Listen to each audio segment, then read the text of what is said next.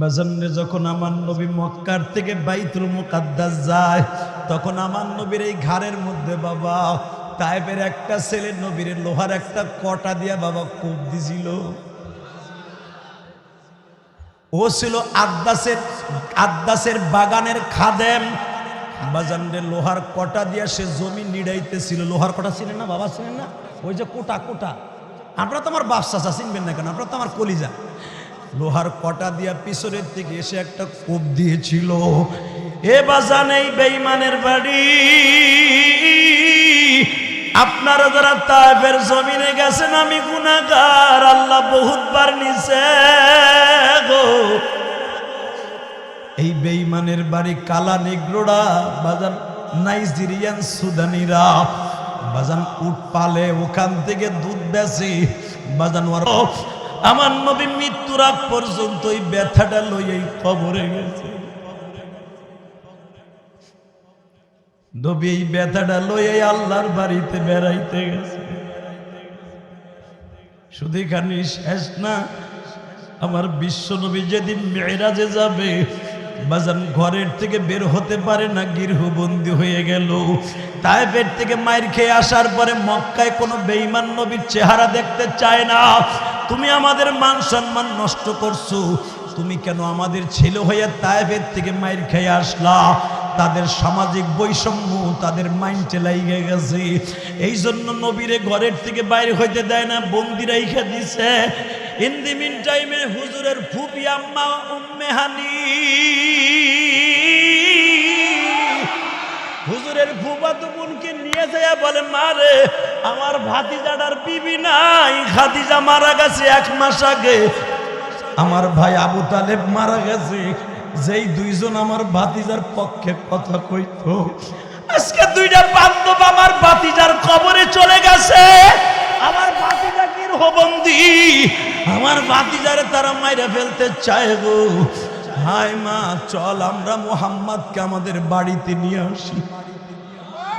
আমার আল্লাহর কাছে এই কথাটা এত ভালো লাগলো বাবা, আমার ভাতিজা মুহাম্মদকে আমার বাড়িতে নিয়ে আসি। হুজুরের ফুফি উম্মে হানি আমার নবীর গুফারের দিকে চাদরের মধ্যে পেঁচাইয়া লই আইছে। এই জন্য মনে রাখবেন, মায়ের ঘেরান আসে খালার গায়ের থেকে, আর ফুফুর গাড় থেকে বাবার ঘেরান আসে। বাজান রে, আপনাদের জানা আছে আমার জনম দক্ষিণী মা ইন্তেকালের পরে আমি অধিকাংশ সময় খালার বাড়ি কাটাইছি। এই যে 15-16 দিন আগে আব্বাও গেছে, খালাও গেছে, হাজার হাজার টাকা খরচ করে ট্রিটমেন্ট করে বড় ডাক্তার দেখাইয়া তারপরে বাসায় বাড়াইছে। এই যে আমার আব্বা জিজ্ঞেস করেন কেন করছি জানেন? আমি এই খালার বাড়ির থেকে কত খাবার খাইছি, আজকে সারা বিশ্বে আমার কেউ না কেউ চিনে। মায়ের ঘিরান খালার গায়ের থেকে আসে, ফুপুর ঘিরান বাবার ঘিরান ফুপুর গাড় থেকে আসে। এটা নবীর ফুপুর কথা। নবীর ফুপি চাদরটা গায়ে দিয়া আমি দেখবা আশিকি রাসূল কয়জন আছে গো, জাহান্নামের আগুন যদি হারাম করতে চান গো বাবা, মায়ের কবরটা জান্নাতের টুকরা বানাইতে চাও গো বাবা। আমি ঢাকার থেকে আসি আর ডাইরেক্ট মায়ের কবরের কাছে দাঁড়াইছি। মায়ের কবরের পাশে দাঁড়াইয়া সালাম দিয়া দোয়া করছি, মা গো মা। আমি যখন তাঁতিহাটি স্কুলে পড়তাম মা, মনে মনে দাঁড়ায় দাঁড়ায় বলছি, তখন এই গাজীর বইতে দুধ দিত বাবা, আমি ওই দুধ দেখতে আসছিলাম, আমার মনে আছে। আমি তাঁতিহাটি স্কুল থেকে ডাইরেক্ট এই দুধের অনুষ্ঠান দেখার জন্য বই ঘাড়ে করে আসছিলাম। সেই জমিতে আমি আজকে ওয়াজ করতে আসছি। আমার মার কাছে না বললে কেমনে শুনবো? কারণ হাদিসে আসছে, সন্তান যখন বাবা মায়ের কবরের কাছে দাঁড়ায় তখন মা বাবা দেখতে, নবীর হাদিসে আছে মা বাবা দেখতে পায়, তাদের পায়ের আওয়াজ শুনে। এই জন্য নবী প্রতি সোমবার আর শুক্রবার জান্নাতুল মুআল্লা কবরস্থানে যাইতেন, জান্নাতুল বাকি কবরস্থানে যাইতেন। বাজান আমি আমার মায়ের কবরের কাছে এখানে আসার আগে দাঁড়াইয়া দুই নয়নের চোখের পানি ছেড়ে দিয়া কাঁদছি। আমার সাথে ঘোষকান্দির তালেব ভাইও ছিল, বালা মামিয়া মামাও ছিল, তাদেরকে নিয়ে হাত তুলে চোখের পানি ছেড়ে দিয়ে বলছি, মা গো আজকে ওয়াজ করতে আসলাম, তুমি কই গো? এখানে কত বড় লোক আছো, মা পরের বাসায় কাম করে তোমার আমারে খাওয়াইছে, বাবা পরের জমিতে কামলা দিয়া তোমার আমারে বড় করছে। আজকে ওই বাবা তিনখান কাপড় হয়ে কবরে ঘুমাই রইছে, ওই মা আজকে বাগানে ঘুমাই রইছে গো মা। ব্যবসা বাণিজ্য লইয়া প্রবাস লইয়া এত ব্যস্ত থাকো, মায়ের কথা কি একবার ভুলে গেছো বাজার রে? তুমিও যদি মার কথা ভুলিয়ে যাও, তোমার সন্তানও একদিন ভুলিয়ে যাবে।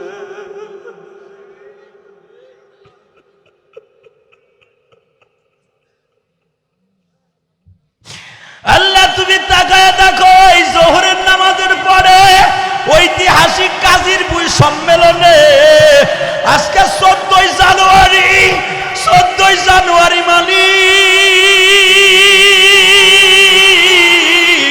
14 জানুয়ারি হাজার হাজার মানুষ, এই যে আমার বাবা ডান পাশে বসা, বাম পাশে এই যে মোস্তফা সাহেবের কলিজার টুকরা এনায়েত মোস্তফা বসা, আমি দেখছি ছাত্র জীবনে হুজুর তারে কত আদর করত। এই নাইট সাহেবকে হাত ধরিয়ে এক হাতে নাইট সাহেব থাকতো, আর এক হাতে হুজুরের একটা সাথী থাকতো। ওই যে শিমুলতলির থেকে হাত ধরে ধরে হুজুর নিয়ে আসতো। কত বড় বুজুর্গ ছিল, বাইকে থাকতে চিনো নাই, এখন চিনবা, কারণ তার বাগানো রাস্তা, তার বাগান চরপুর সন্নদী মাদ্রাসা। হাজার হাজার ছেলে যখন দাওরা হাদিস পড়ে বের হয়ে যায়, তোমাদের জন্য জান্নাতের রাস্তা করে দিয়ে যায়। হে যুবক ভাইরা, এখন চিল্লাবার কানবা, আমি তোমার মতো মাহারা। তোমরা যারা মায়ের কথা মনে করে এই মাহারার সাথে চোখের পানি ফেলবা, এই কোরআন হাতে নিয়ে বলে গেছি, তোমার মায়ের কবর যাবে এখনই। মা তৃতীয় দিন শেষ হইতে হবে না, দ্বিতীয় দিন শেষ হওয়ার আগে জান্নাতের দরজা খোলা হয়ে যাবে। হুজুরের বুবি উম্মে হানি নবীর আনার জন্য গেছে, আমি বানানো কথা বলে তাফসীর মারুফ কোরআন খোলেন। উম্মে হানি নবীর আনতে গেছে, নবী তখন শ্বশুর বাড়ি অর্থাৎ খাদিজার বাড়ি শুয়ে আছে, খেতা গায়ে কম্বল গায়ে দিয়ে লজ্জায় বের হয় না। বেঈমান বলে দেশে বের হলেই মারবে।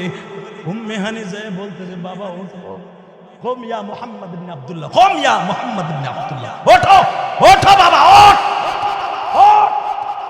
আমি দেখবো, আমি আব্দুল মুত্তালিবের মাইয়া, আমি আব্দুল্লাহর বোন, বড় বোন। তোর বাবারে আমি কোলে পিটি করে মানুষ করছি, তোর মা আমিনারে আমি দেখছি। আমার বয়স 80-র উপরে হতে পারে, ঠিক তো কন্ট্যাক্ট আওয়াজ দিলাম, এই মক্কায় যদি তোর গায়ে কেউ হাত দিতে হয়, আমার লাশের উপর দিয়ে হাত দিতে হবে। ওঠ বাবা, আমি তোরে সর্বোপরি নিরাপত্তা দিয়ে আমি বাঁচাইলাম। খালি খালি উম্মে হানির বাড়ির থেকে আমার আল্লাহ তার বাড়িতে নিছে, কি ভাবো তুমি? হুজুরকে ইচ্ছা করলে খাদিজার বাড়ির থেকে নিতে পারতেন, নেয় নাই। উম্মে হানির এই ডায়লগটা আমার আল্লাহর কাছে অনেক পছন্দ হয়েছে। জোরে জোরে জোরে জোরে জোরে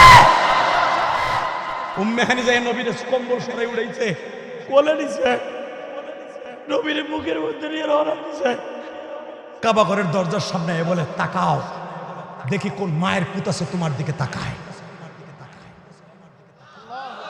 জোরে জোরে জোরে জোরে জোরে জোরে উম্মে হানি কাবা ঘরের দিকে নবীকে তার করাইয়া চাইতে চাইতে শিয়াবে আবু তালেব, যেটাকে উম্মে হানির বাড়ি, উম্মে হানির বাড়ির ভিতরে এনে বলে, মুহাম্মদ বাবা, তুমি যতদিন মনে চায় ততদিন আমার বাড়িতে থাকবা, খাইবা, এই যে রামদাউলে আমি বসলাম, তোমার গায়ে যদি কেউ আঘাত করতে হয় আমার লাশের উপর দিয়ে করতে হবে। টাকা নেই দেখে আমার নবীর ফুপির সাত ফাটাইয়া কেন আমার নবীরে কাবায় হাতিমে আনছে? হেই, ইচ্ছা করলে কি দরজা দিয়ে নিতে পারতো না? এখানে দুইটা ইখতিলাফ, আমার দিকে তাকান, দুইটা মত ইমামদের, মাত্র 1 মিনিট শুনাই দেই। 1 নম্বরে সারা রাত হুজুরের ফুপি আর ফুফাতো বোন উম্মে হানি সারাটা রাত দরজার কাছে রান্দাউলি বই রয়েছে। জোরে জোরে জোরে জোরে জোরে। আমার নবী মনে মনে, আল্লাহ মনে মনে ভাবছে, যদি আমার নবীর জিব্রাইল তার ফুপির মাথার উপর দিয়ে দরজা দিয়ে বের করি, তার ফুপির গাড়ির উপর দিয়ে নেওয়া হবে, তার ফুপির অসম্মান হবে। তার ফুপি তার সাথে বয়স অনেক বড়, অতএব মুরব্বীর অসম্মান করা যাবে না। তোমরা দরজার পরেই থাকো, আমার বন্ধুরা আমি সাত ফাটাইয়া আমি কাবা হাতে মিনি আমার বাড়িতে নিয়ে আসবো। যুবক তোর পাও দূরে ধরছি, জীবনে কোনোদিন একদিনের বড় হলেও তার সামনে দাঁড়ায় বেয়াদবি করিস না। আমার নবীর ফুপি সারা পৃথিবীর শ্রেষ্ঠ মহামানব। কুল ইন্নী রাসূলুল্লাহি ইলাইকুম জামিআ ওয়া ইন্নাকা লাআলা খুলুকিন আযীম লাকাদ কানা লাকুম ফি রাসূলিল্লাহি উসওয়াতুন হাসানা। গোটা মাখলুক যে শ্রেষ্ঠত্ব দিয়েছেন যাকে, আজকে তার মাত্র ফুপির মাথার উপর দিয়ে নবীর আনবে না জিব্রাইল। ফুপির গাড়ির উপর দিয়ে আনতে গেলে জিব্রাইল বলে, হুজুর বেয়াদবি হয়ে যাবে আপনার ফুপির সাথে। সাতটারে ফাটাইয়া দুই দিকে সরাইয়া নবীরে কোলে করে কাবা হাতিমে শোয়াই দিলেন। শুধু আপনাদের দুইটা পাও ধরে বলছি, এই উম্মে হানি এই ডায়লগটা দিলেন, আমার ভাতিজার গায়ে কে আঘাত করে আমি চাইয়া দেখবো। এই ডায়লগটার খাতিরে আল্লাহর কাছে এত প্রিয় হয়ে গেলেন। আল্লাহ বলেন, উম্মে হানি তোর ঘরের থেকেই সুবহানাল্লাযী আসরা বিআবদিহি লাইলাম মিনাল মাসজিদিল হারাম ইলাল মাসজিদিল আকসা। তোর ঘরের থেকে আমার বাড়িতে নিয়ে আসবো, শুধু আমার দিকে তাকাবেন এখন আর কানবেন। যখন উম্মে হানির ঘরের থেকে নবীকে আল্লাহর বাড়িতে নিয়ে গেছে, আল্লাহ জিজ্ঞেস করে, নবী আপনি আমার কাছে কি চান? আল্লাহ তোমার কাছে আমি কিচ্ছু চাই না, শুধু একটা জিনিস চাই। কি? তুমি দেখো আমার ঠোঁটটা ফাটা, তায়েফের ছেলের আমার এমন ঘুষি দিছে ঠোঁটটা ফাইটে গেছে। তুমি দেখো আমার পিঠের মধ্যে তায়েফের ছেলেদের মায়ের কত, এখনো পর্যন্ত তায়েফের একটা ছেলের কোটার আঘাত আবার এখনো ঘাওটা শুকায় নাই। তুমি দেখো জামাটা উঠাই দেখো, দেখো একটু দেখো, আল্লাহ দেখো। আমার আল্লাহ বলে, নবী আমার দেখা লাগবে আমি জানি না, আমি আপনার কাছে টেন্ডার দিছিলাম না, জাবালে তায়েফটা আপনার একবার হুকুম পাইলে সাফা দিয়ে মাইরে ফেলাবো বলছিলাম না? আল্লাহ যখন মারো নাই তাহলে একটা ওয়াদা দেও, আমার এই ঠোঁটের রক্ত এখনো শুকায় নাই, গাড়ের ঘাম শুকায় নাই, আমার এই মায়ের বাদৌলতে আমার উম্মতগুলোরে মাফ করে দিও, মাফ করে দিও।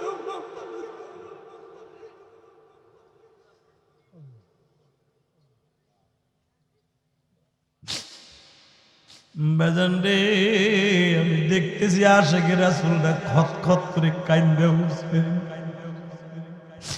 মিরাজের এই যেই দিনকে হুজুরের ফুপি নবীর নিয়ে আসতে গেছে, তার 1 ঘন্টা আগে ফাতেমা বাবার শরীরটারে গরম পানি দিয়ে বাবা স্যাভলন দিয়ে ড্রেসিং করে দিছে। কারণ মেয়েরা বাবার জানের চাইতে বেশি ভালোবাসে গো বাবা, মেয়েদের মতো বাবারে কেউ ভালোবাসে না।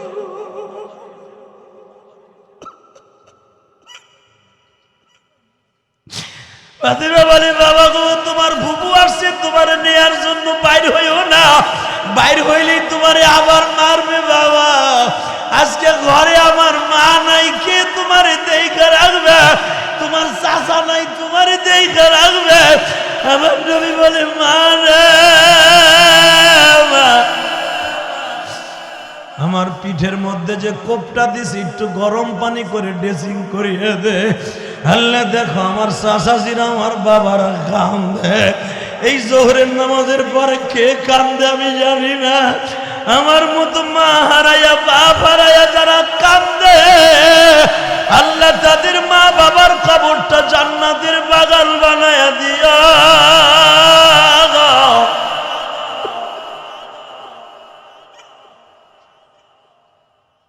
ফাতেমা বলে, বাবা একটু বসো, আমি তোমার পিঠের ঘাওগুলো ড্রেসিং করে দেই। এখন চিৎকার মারবা, হে যুবক এখন কানবি? এই তুই আমার কলিজার টুকরো ভাই, তুই আমার দেশের সন্তান, আমি তোর থানার সন্তান, আমি তোর পোস্ট অফিসের সন্তান।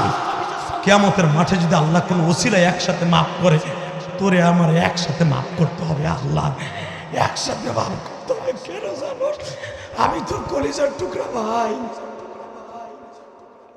আমার বিপদে তুই, তুই আমার বিপদে আমি তোর বিপদে। তাকা এদিকে। ফাতেমা যখন বাবার ক্ষত স্থানগুলো ড্রেসিং করে ডলা দেয়, আমার নবী লাভ দিয়ে উঠে বেড়াতে হয়, মা আসতে ডলা দেয়। বাজান ইমাম গাজালি লেখে, যখনই ডলা দেয় নবী লাভ দিয়ে উঠে। ফাতেমা চিন্তা করলো আর জোরে ডলা দেয়া যাবে না, তেনা দিয়াও বাবার ক্ষত স্থানে লাগানো যাবে না। আমি আমার বাবার কেমনে ট্রিটমেন্ট করব? জিব্বাটা বের করে দিয়ে সাটিয়া সাটিয়া পরিষ্কার করে। এবার কলিজার টুকরা যুবক ভাইরা, এই হাদিসের দ্বারা বোঝা যায় মা বাপরে জিব্বা দিয়া দরকার হয় চাইটা চাইটা রোগ আরোগ্য করবা, তবু তাদের কষ্ট দেয়া যাবে না। আল্লাহু আকবার, জোরে বলো তো, একসাথে বলো, একসাথে বলতে হবে। যতদিন বাঁচবো ঈমান আমল নিয়ে বাঁচবো, যতদিন বাঁচবো নবীর বিরুদ্ধে কেউ কথা বললে জাগায় মাইরে ফেলবো। রাজি আছো না নাই? রাজি আছো না নাই? উলামা একরাম আজকে আমার নবীর মক্কার ডাকাত বলে গালি দেয়, আমার নবীকে গালি দেয় চরিত্রহীন বলে, আমার নবীকে গালি দেয় সন্ত্রাসী বলে। এই দাওয়াত ও তাবলীগের 3 দিনের ইজতেমা বসে দীপ্ত ঘণ্টা অবস্থাও ইমানের বলে বলিয়ান হয়ে নবীরে কেউ গালি দিলে, ও যদি আমার থানায় জন্ম নেয় ওর জায়গায় মাইরা ফেলবো, জায়গায় মাইরা ফেলবো। কে কে রাজি আছে? আল্লাহকে দুই হাত করে দেখায় না।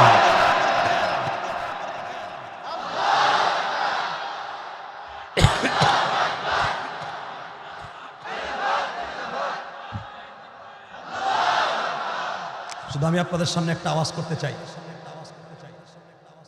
জীবনে আর বেঁচে থাকবো কিনা জানি না। বাংলাদেশের অধিকাংশ উলামা এখন জেলখানায় গেছে, কথা বলে না কেন? আল্লাহ এখন আমার নেয় নাই। জেল খাটা সুন্নাত, কথা কন না কেন? যে কোনো কারণে জেল খাটা সুন্নাত। মামুনুল হক জেলখানায় গেছে, আপনি মনে মনে ভাবতেছেন মামু কোন আকাম করে গেছে? হ্যাঁ, মামুন তো মামুনি বেটা। ইউসুফ আলাইহিস সালাম যদি জেলখানাতে বেরোয় 3টা মন্ত্রণালয়ের দায়িত্ব পাইতে পারে, আমার কেন যেন বিশ্বাস উলামা একরাম জেলখানা থেকে বের হওয়ার পরে জেডাই বাইরে হেডের ডিমান্ড বাইরে দেয়, মামুনের ডিমান্ড বাড়বে। এই গাজীর বই শিরক মুক্ত করার জন্য এই সমস্ত উলামা একরামের অবদান যেই মাঠে আছে, এখান থেকে একটা আওয়াজ আসবে।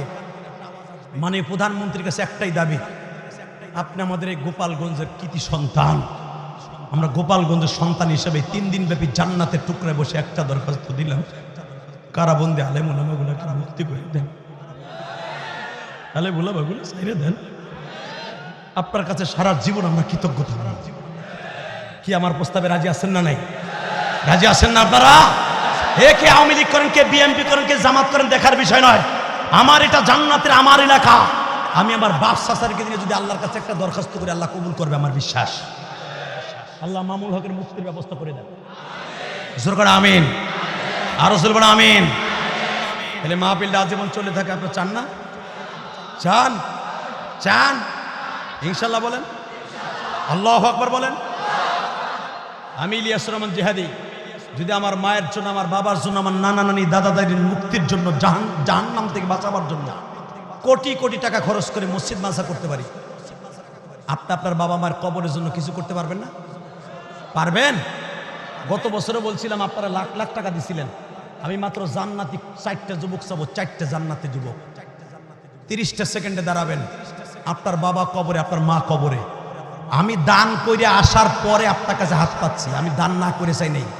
আমি আসার সময় আমার গোসকান্দি মসজিদে আমার বাবার কাছে 1 লক্ষ টাকা দিয়া তারপর আমি এখানে আইছি।